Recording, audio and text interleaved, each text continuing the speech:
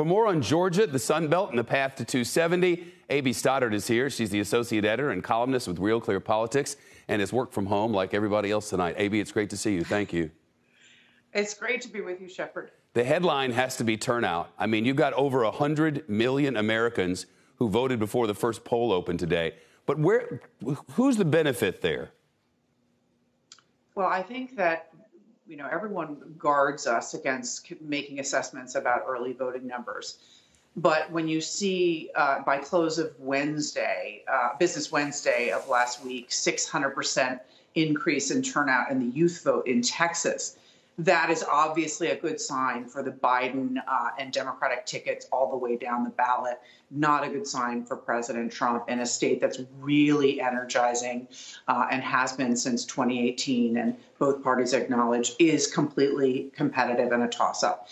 There are also numbers, Biden mentioned them today, record turnout for African-American voters over the age of 65 in 6 battlegrounds that do not include Pennsylvania, but include Arizona, Georgia, Florida, North Carolina, significant places, Arizona. So these are the kinds of voters that the Biden camp is identifying as early, really helpful, that they are early surge voters and setting records. They do have confidence in Georgia because of what Stacey Abrams managed to achieve when she ran for governor in 2018. So very recently, just losing by 55,000 votes, and then since then registering 800,000 votes.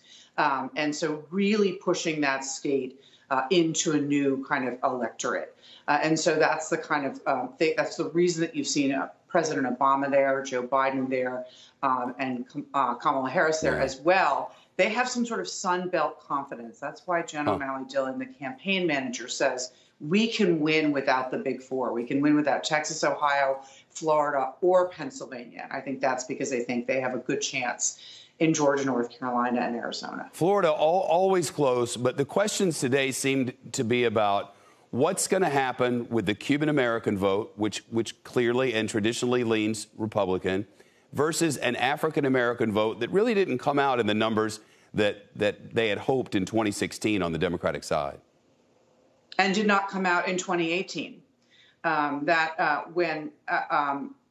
This is the problem, is that after 2016, Democrats thought they could fix that problem in Florida and energize the voting coalition that Hillary Clinton did not. And in 2018, Republicans won in the midterm statewide and Senate and gubernatorial levels. And so that has been an area where the RNC and the Trump campaign and the Trump-aligned super PACs have been on the ground for years, really, paying a lot of attention to every kind of voter they could reach, even people, storm survivors from Puerto Rico, really ingratiating themselves, again, as you said, with the Cuban voters who came out very strongly in 2018. But are very energized now about the issue of socialism and Venezuela, and they've been messaging that very effectively.